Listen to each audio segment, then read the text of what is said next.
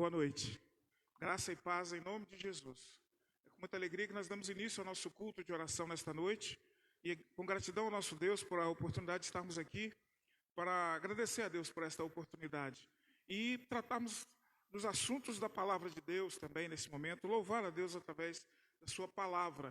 E nós queremos agradecer a Deus pela sua vida, pelos irmãos que aqui estão, as irmãs, são poucos, mas são servos do Senhor aqui junto conosco, para prestarmos um culto ao Senhor. Eu creio também você aí na sua casa, no seu trabalho, nos acompanhando, irmãos, amigos, sejam bem-vindos conosco, mesmo aí distante. Que Deus abençoe a sua vida, que Deus fale ao seu coração através da tua palavra nesta noite. Eu quero dar alguns avisos. No próximo domingo, nós teremos a sessão extraordinária, segunda chamada, e nós queremos convocar os irmãos, membros desta igreja, para estar aqui às 18 horas, porque nós temos que tratar assuntos da administração da igreja e assuntos da membresia da igreja também. Então, a primeira sessão será às 18 e logo após a sessão extraordinária, teremos a sessão ordinária, que é a sessão para tratar sobre o movimento de membros. Então, nós contamos com a participação dos irmãos e das irmãs. E eu gostaria também de fazer aqui o nosso pedido de oração nesse instante. Você que tem algum pedido de oração, passe para os nossos irmãos, passe para nós. Vai ser um prazer poder estar aí compartilhando, orando juntos aqui em prol do seu pedido, do seu agradecimento. Então, desta forma, nós estamos à disposição para servir ao Senhor, aos irmãos, à nossa comunidade aqui, em nome de Jesus. Então, se você tem algum pedido, alguma dificuldade, pode passar para nós. Mesmo que nós não leiamos todos aqui, mas nós estamos orando, temos orado, os irmãos têm a lista nas mãos e temos buscado a nosso Deus para esse fim. E eu gostaria de começar aqui com alguns pedidos. O primeiro deles é aqui sobre a vida da irmã Joana, a saúde dela. A irmã Joana se internou, se não me engano, domingo passado, e ainda se encontra internada. Está tratando uma pneumonia. Então, que os irmãos possam ajudar em oração pela vida da irmã Joana. Também quero pedir pela senhora Maria, que pede pelo seu filho, que está internado, e ela está muito angustiada, né? Por ela também. Pedimos também pela saúde dos irmãos, irmã Evanilde, irmã Cecília, irmão Manuel Quintais. Hoje a irmã Cecília teve, acredito que estava marcado para hoje, um procedimento bucal, a irmã Maria Cecília tinha hoje, então eu espero que tenha acontecido. Nós estaremos orando aqui, agradecendo a Deus por essa oportunidade, pedindo a Deus também para que, se não foi, que Deus possa permitir, né, abençoar a vida da irmã nesse tratamento. A Aline, irmã do irmão Carlos Alexandre, já está em casa, graças a Deus, está recuperando. Conversei com ele anteontem, se não me engano, mas a Aline já está em casa. Então, agradecer a Deus pela melhora dela, que estava internada. Consolo para os familiares da irmã Penha, né? Perdeu seu irmão Marco Antônio há poucos dias. O irmão Manuel também perdeu. A irmã Beth perdeu também há um tempo atrás, alguns familiares, o primo dela e a prima, né?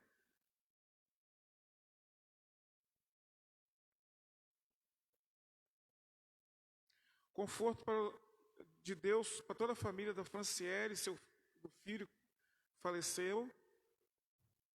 Edivaldo e sua mãe, Arlete, internados em estado gravíssimos de Covid-19. Eu quero pedir também pelo Renan e pela sua mãe, que estão com Covid, lembrando desses pedidos. Lembrando pelo meu amigo lá do trabalho, Arcelino Guimarães, pede pela sua vida espiritual também. Os irmãos estejam lembrando desse rapaz. Agradecer a Deus pelas orações respondidas. Orar pela nossa igreja, pela liderança da nossa igreja, pelo momento que a nossa igreja tem passado. Então, meus irmãos, esses são alguns dos pedidos que nós fazemos hoje. Nós estamos aqui, temos um pedido de evangelização pelas crianças, adolescentes, jovens, idosos, órfãos e viúvas, pelas famílias da igreja. E eu quero conclamar os irmãos que lembrem das crianças de fato, irmãos, porque as crianças estão sofrendo muito nesses dias. Tem sido muitas agressões, muitas mortes de crianças, e elas carecem das nossas orações.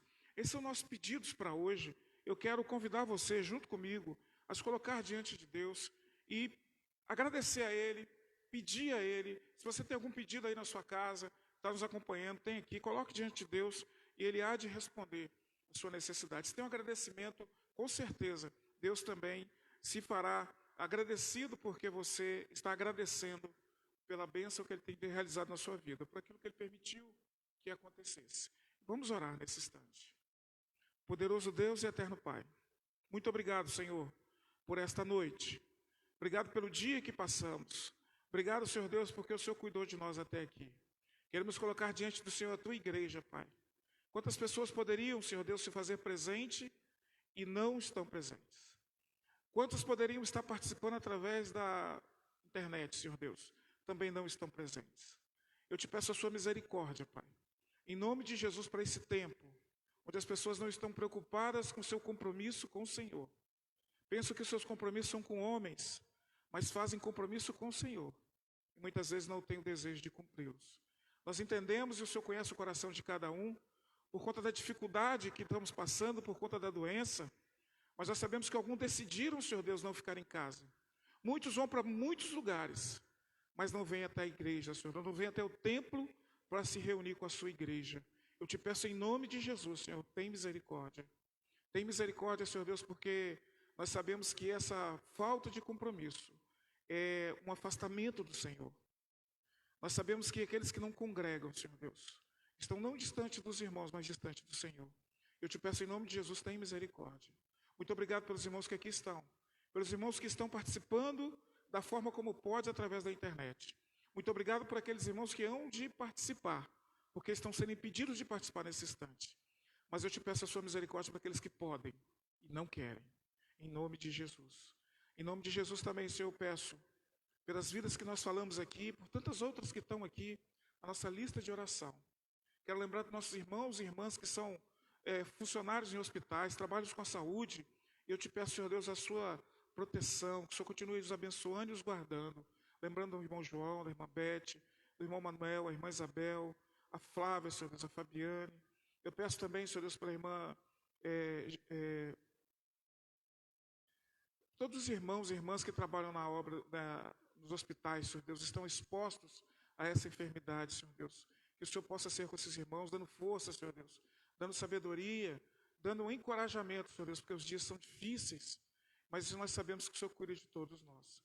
Queremos colocar diante do Senhor aqueles irmãos, amigos, irmãs que estão infectados com essa enfermidade, ou com outra doença que seja, Pai. Lembrando da irmã Joana, que o Senhor possa assistir nas suas necessidades, Pai. Nós sabemos que o Senhor é o médico dos médicos. Ser com a tua serva ali, meu Pai. Ser com os teus servos. Peço pela vida da irmã Maria Cecília. Nós não sabemos se foi hoje a sua cirurgia, Senhor Deus. Se foi, nós agradecemos. Se não foi, continuamos a agradecer pela oportunidade, pela decisão do Senhor, do que quer que venha a ter acontecido. Mas pedimos pela vida da tua serva, pela sua família. Lembramos da vida do Sérgio, Pai, que haja uma conversão, um arrependimento, uma vontade de te servir também.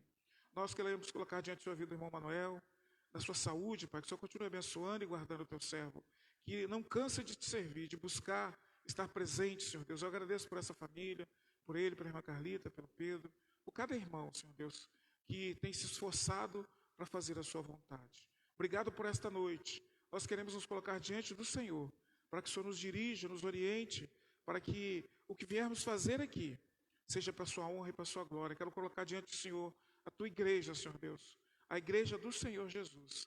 Que o Senhor nos dê sabedoria, direcionamento, unção dos altos céus, para as decisões que hão de serem tomadas, por cada passo que havemos de dar, que seja para a sua honra e para a sua glória, guiados pelo teu Santo Espírito. Nós oramos e agradecemos também, entregando este culto nas tuas mãos, no nome de Jesus. Amém.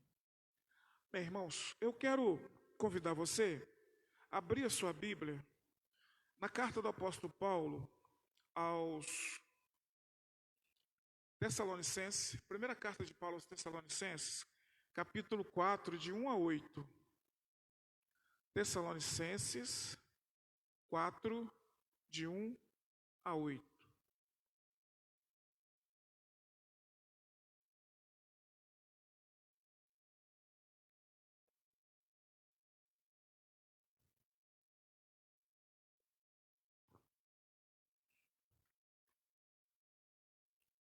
Primeira Tessalonicenses 4, de 1 a 8.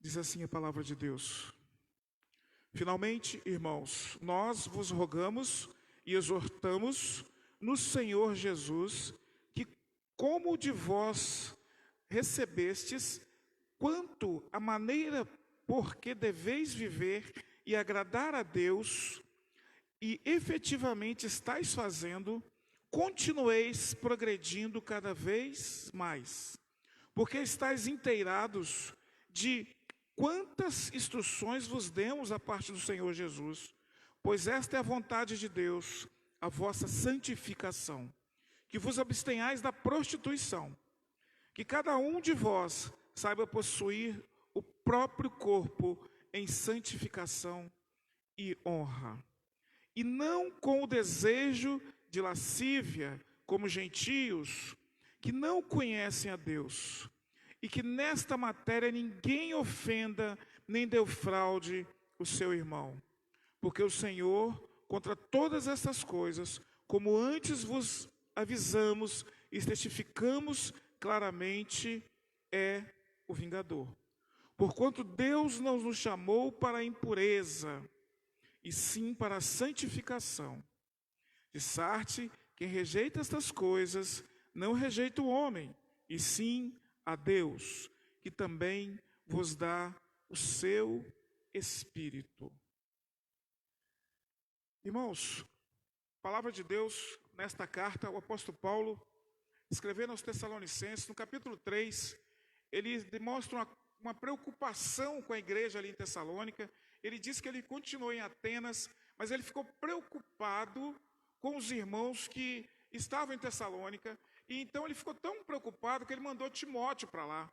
E a preocupação dele era que o diabo desencaminhasse esses irmãos, e todo o trabalho de evangelização, todo o trabalho daquela plantação de igreja fosse inútil, que aquelas pessoas voltassem às suas práticas anteriores, que abandonasse o Evangelho, abandonasse Jesus Cristo. Desta forma, ele manda Timóteo. E a preocupação dele é que os irmãos se desviassem, voltassem para as trevas. E Timóteo vai e volta para Paulo e diz para ele que como os irmãos estavam. Então Paulo fica muito feliz. E Paulo fala da santidade para aqueles irmãos. E aí, quando ele começa aqui no capítulo 4, no versículo 1, ele diz finalmente. Esse finalmente como se fosse o final da carta, muito embora não é o final. Ele ainda vai tratar de mais coisas nessa carta, mas em relação à santidade, em relação a uma vida que não deve se afastar de Deus, ele começa a falar para esses irmãos e exorta esses irmãos do risco que eles estavam passando por ser crentes no mundo, crentes vivendo numa situação em que era risco para suas vidas. Então esses irmãos precisavam tomar algumas atitudes. E Paulo orienta aqui nesta carta, nesses 8 versículos, na verdade vai até o versículo 12, nós vamos até o versículo 8, e Paulo, ele traz para os irmãos algumas ordens, orientações para agradar a Deus. Então ele começa aqui no versículo 1 e 2 e diz: irmãos, nós vos rogamos e exortamos no Senhor Jesus. Então Paulo faz uma conclamação, uma exortação, um aconselhamento, e para isso ele usa o maior nome, o nome que está acima de todos os nomes, Jesus Cristo. E ele usa o nome de Jesus para fazer uma chamada para esses irmãos, como eles deveriam caminhar, como deveria ser a postura deles, que pudesse agradar a Deus, de como eles deveriam. Em segundo lugar, ele continua: como de nós recebestes, quanto à maneira que vós deveis viver a agradar a Deus, efetivamente, e estáis fazendo, e continueis progredindo cada vez mais. Então Paulo diz para esses irmãos também, em segundo lugar, que eles deveriam, de maneira como eles deviam viver e agradar a Deus. Então Paulo fala para esses irmãos que ele chama a atenção deles, ele conclama esses irmãos para que eles vivessem de uma maneira que agradasse a Deus. Então ele faz pelo menos duas coisas aqui ele nos apresenta nesse começo.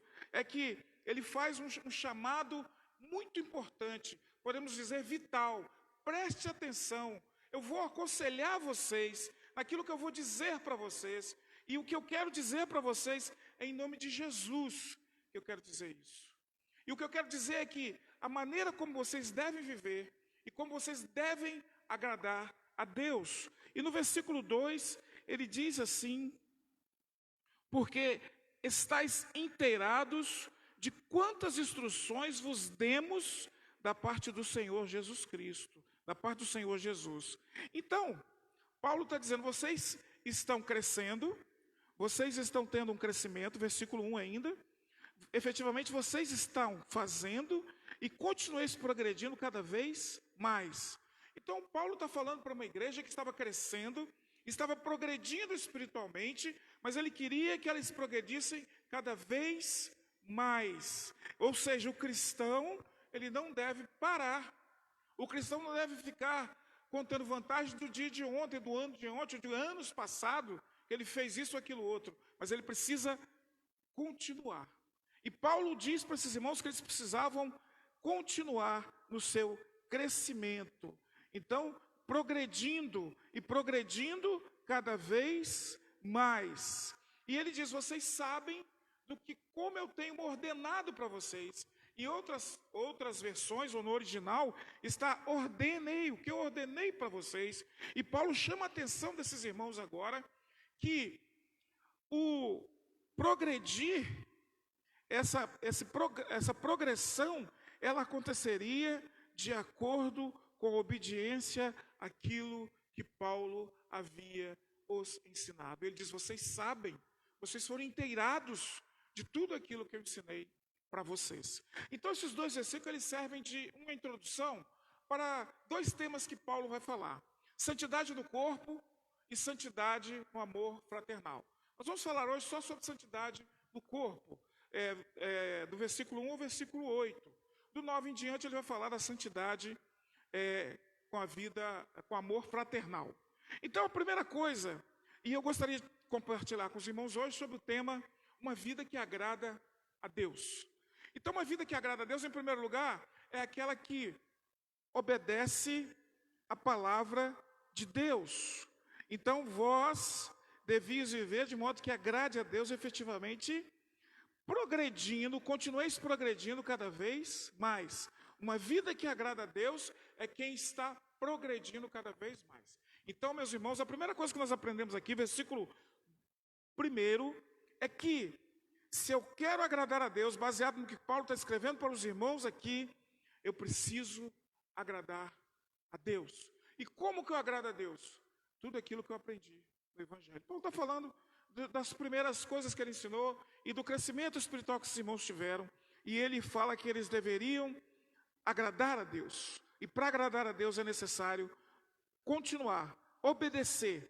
E essa palavra que eu ordeno, Paulo diz no original, versículo 1, ela é como se fosse uma ordem militar, onde uma autoridade superior dá uma ordem e os seus subordinados obedecem aquela ordem e passam aquela ordem adiante, e essa ordem deve ser cumprida e ela vai sendo passada. Eu quero dizer para você que essa ordem foi dada lá na igreja primitiva, mas ela serve para nós também. Nós devemos progredir naquilo que nós aprendemos, se nós queremos ter uma vida que agrada de fato a Deus. Mas como eu disse, o versículo 1 e o 2 é uma introdução. A gente precisa entender como que uma igreja que está progredindo, está crescendo, e eu trago na minha mente uma ilustração que seria como se nós estivéssemos pensando em um avião ali na pista, tentando ganhar voo, e ele começa a ganhar velocidade, vai ganhando velocidade, e daqui a pouco ele começa as primeiras rodas da frente vão começar a subir, mas as de trás ainda estão no chão. As de trás ainda estão no chão. E é como se algo fosse impedir que esse avião subisse e voltasse para o chão, permanecesse no chão e não subisse mais. Então o apóstolo Paulo está dizendo para esses irmãos que eles precisavam continuar progredindo. Mas por que isso? A gente precisa entender o contexto de Tessalônica. daquelas cidades-estado, né, que tinham ali naquele tempo, o que acontecia? Então, irmãos, a igreja estava inserida, assim como a igreja de Corinto, a igreja de Tessalônica estava inserida numa situação de valores totalmente deturpados, muito parecido com hoje. Talvez até pior, mas era muito deturpado. E a questão de uma vida voltada para a santidade era muito difícil. A prostituição, ela era muito propagada nesse tempo. As pessoas se prostituíam, as pessoas adulteravam com muita facilidade. Por isso que a primeira parte é santidade no corpo. Santidade no corpo, ou seja, em relação à vida sexual. E Paulo está falando, o contexto ali é que as pessoas muitas vezes casavam-se, mas não tinham convívio com seus cônjuges, o convívio era com terceiros, e era muito permissivo isso, e na Grécia era comum isso. Conta-se que na Grécia, a maioria dos grandes nomes que haviam na Grécia tinham problema com a sexualidade. Eram homens adúlteros, homens que tinham amantes, a maioria deles. E lá na Grécia, Solon, importante para a democracia esse nome, esse homem, ele legalizou a prostituição. Há pouco tempo foi, se não me engano, foi legalizado alguma coisa assim, sindicato, algumas coisas assim.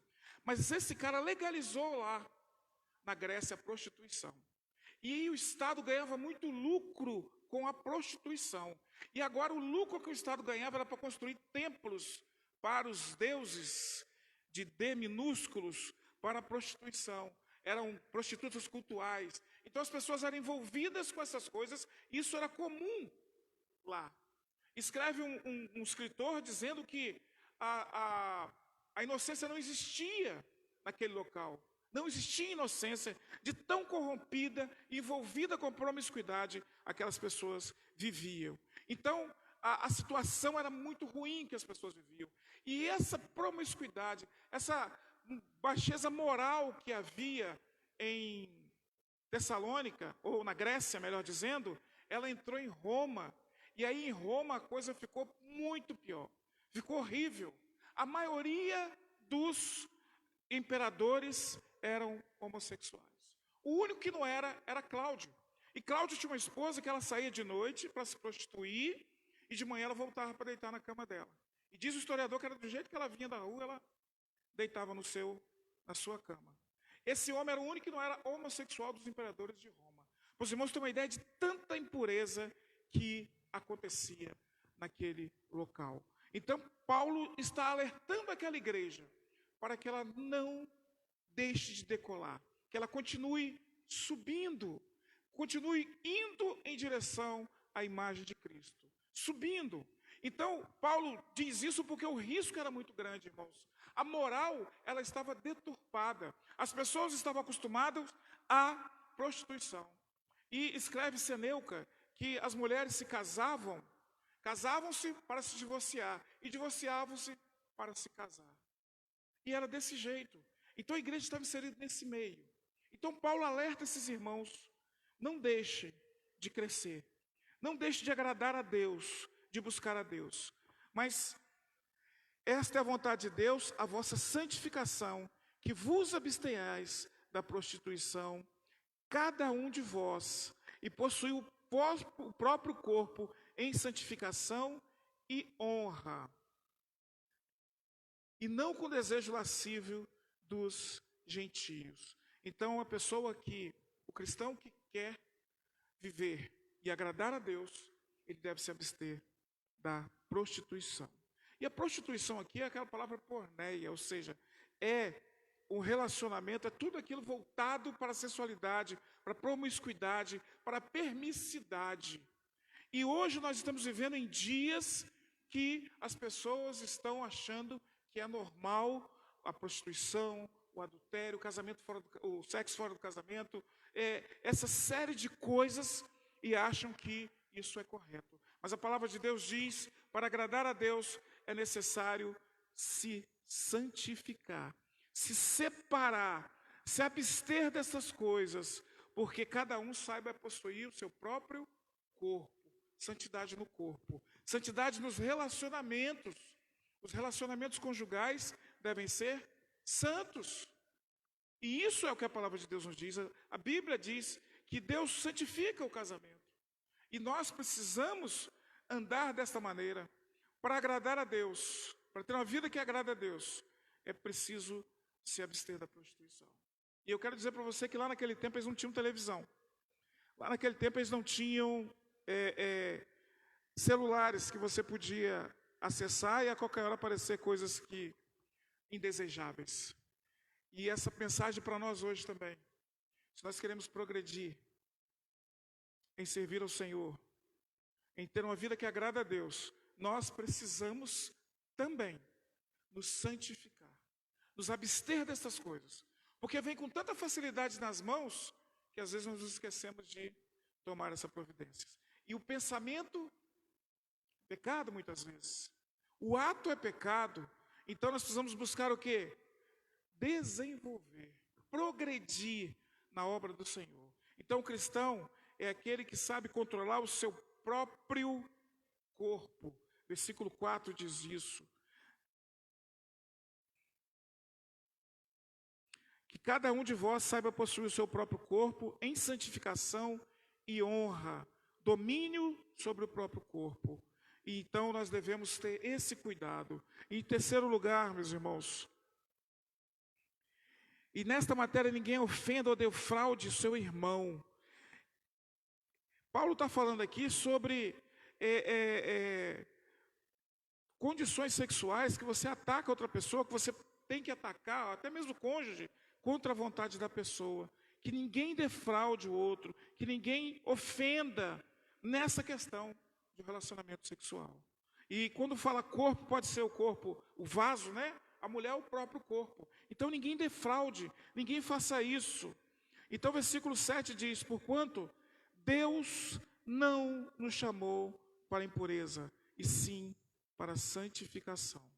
Uma vida que agrada a Deus é uma vida que busca santificação. Se a igreja de Tessalônica, ela não buscasse a santificação, buscasse abster daquelas coisas que eram permitidas naquele tempo, ela iria ser fadada ao sofrimento, cair nas mãos do diabo, ser massacrada pelo diabo, ser pisada, como o Senhor Jesus diz lá em Mateus. Mas uma coisa muito importante, irmãos, que nós vemos nos nossos dias, é que as pessoas continuam pecando e querem vir para dentro da igreja com seus próprios pecados, mas não querem progredir na fé, não querem se separar dessas coisas errôneas. Já falamos aqui da igreja lá no Nordeste, que quis permitir que homossexuais se casassem e fossem membros da igreja, e fossem aceitos como membros da igreja, sem se arrependerem dos seus pecados. A Bíblia condena esse tipo de coisa, e dentro da nossa cidade, dentro da nossa capital, há uma igreja lutando com seus pastores e líderes para permitir essa mesma prática. Prática de promiscuidade, prática de homossexualismo dentro da igreja. E eu quero dizer para você, meu irmão, minha irmã, não só santificar, mas combater essas coisas. A igreja de Jesus não é lugar para essas coisas. Ela é lugar, sim, para aqueles que passaram por isso e se arrependeram, mas não por aqueles que querem ter uma vida promíscua e querem adentrar a igreja e que a igreja aceite suas porcarias como são. Seja pastor, seja membro, seja quem for, saia, faça para onde quiser, mas não dentro da igreja. Faça o que quiser, mas isso não é igreja. Igreja onde a ordem de Jesus, onde o nome de Jesus não é exaltado, isso não é igreja. É o homem que quer mandar. É o homem que quer fazer a vontade do homem. Então, meus irmãos, a igreja de Jesus é lugar para pessoas que desistiram de uma vida de pecados. Então, quem quer ter uma vida que agrada a Deus, precisa romper com esse mundo de promiscuidade, com esse mundo de coisas que não agradam a Deus. Certa feita, um pastor foi a uma igreja e, passando pela porta da igreja, entrando na igreja, ele encontrou lá o secretário, um computador aberto com pornografias. E ele não estava longe, estava dentro da igreja, no computador da igreja. E para os irmãos notarem quão grande isso ataca a vida de cada um de nós. Onde nós temos que ter cuidado, para que nós não venhamos aqui praticar essas coisas, mas temos que ter uma vida que agrade a Deus. Uma vida que agrada a Deus é uma vida que rompe com os pecados do passado, que rompe com a velha vida.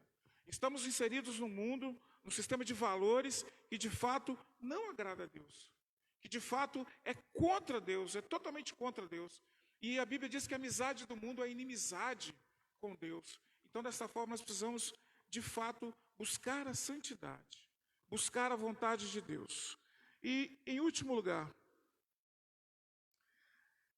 quem rejeita essas coisas, não rejeita o homem, e sim a Deus, que também vos dá o Espírito Santo. Quem vive para agradar a Deus, não rejeita esta palavra. Porque não está rejeitando o homem, não está rejeitando a palavra do pastor, mas está rejeitando o próprio Deus. Então, se você quer ter uma vida que agrada a Deus, você precisa rejeitar, não rejeitar essa palavra, mas rejeitar a vida mundana que tem adentrado na igreja. E lembrar que é Deus que nos dá o Espírito Santo. Desta forma, nós concluímos dizendo que Deus dá todos os recursos para que nós possamos ter uma vida santa nesse mundo. Porque, não obstante, Ele nos dá o Espírito Santo para habitar em nós. Desta forma, a santificação não é uma coisa difícil. Melhor dizendo, ela é difícil, mas não é impossível. Porque nós somos homens carnais e podemos cometer erros, pecar. Mas o Espírito Santo, Ele nos convence do pecado, da justiça e do juízo. Ele vai nos ajudar com as nossas dificuldades, quando nós de fato estivermos prontos para pedir a Deus o direcionamento. Pedir a Deus que nos ajude a vencer, mesmo em momentos difíceis. Encarar esse mundo de maneira que o Senhor seja o nosso Senhor de fato. Lembrando que nós precisamos ter uma vida que agrade a Deus e não ao homem, não a nós mesmos. A nossa vida está escondida em Cristo. Desta forma, precisamos viver aqui para Cristo. Eu quero concluir dizendo, uma vida que agrada a Deus é uma vida que obedece às ordens da palavra de Deus. É uma vida que tem progresso. É uma vida que está sempre em crescimento. A vida cristã ela não pode estar estagnada. Irmãos, o cristão, ele tem todas as ferramentas para ser um ser feliz, mesmo em meio a sofrimentos e dificuldades. Porque o cristão, ele recebe a esperança de um dia estar com Deus. Em terceiro lugar, uma vida que agrada a Deus é uma vida que não se envolve mais com o passado. Não deixa o passado dirigir sua vida mais. E busca a santificação em Deus. Uma vida que agrada a Deus é uma vida que não se envolve com promiscuidade. Se afasta dessas coisas. Uma vida que agrada a Deus é uma vida que obedece à palavra de Deus. Não rejeita a palavra de Deus, mas acolhe essa palavra. E no seu coração, ele busca obedecer, busca seguir esta palavra. A minha oração nesta noite é que Deus fale ao seu coração, é que Deus possa ser com você, que você busque uma vida que agrade a Deus, uma vida em progresso, em crescimento, para a honra e glória do nosso Deus. Que Deus abençoe essa palavra nesta noite, que Deus te abençoe. Muito obrigado pela sua participação, os irmãos aqui, você que está conosco. Deus abençoe. Eu quero orar com você nesse instante. Poderoso Deus e eterno Pai, no nome do nosso Senhor e Salvador Jesus Cristo, eu quero te agradecer por esta oportunidade. Agradecer pelos irmãos e amigos que estão nesse momento nos acompanhando na internet, os irmãos e as irmãs que aqui estão. Peço, Senhor Deus, que o Senhor nos ajude a andar nos seus santos e preciosos caminhos. Que o Senhor possa libertar, Senhor Deus, se há alguém que está nos ouvindo nesta noite, que tem esta dificuldade, Senhor Deus, de ter uma vida santa no corpo. Que o Senhor tenha misericórdia, que haja santificação. Nós sabemos que o Senhor nos santifica, nos separando para o Senhor. E o Senhor nos dá oportunidades de, através do seu Santo Espírito, sermos santos, sermos separados de uma vida velha, de uma vida de pecados, e nos dá condições de progredirmos na fé. Progredirmos a cada dia no conhecimento e na obediência à Tua palavra. Muito obrigado, Senhor Deus. Sei com a sua igreja, sei com aqueles que estão nos ouvindo, que esta palavra ache morada nos corações. Nós oramos e agradecemos, em nome de Jesus. Amém. Muito obrigado, irmãos, amigos que nos acompanharam. Deus te abençoe. Dê uma boa noite em nome de Jesus. Até domingo, se Deus assim nos permitir. às 18 horas a sessão e às 19h30 nosso culto de adoração ao nosso Deus. Uma boa noite em nome de Jesus.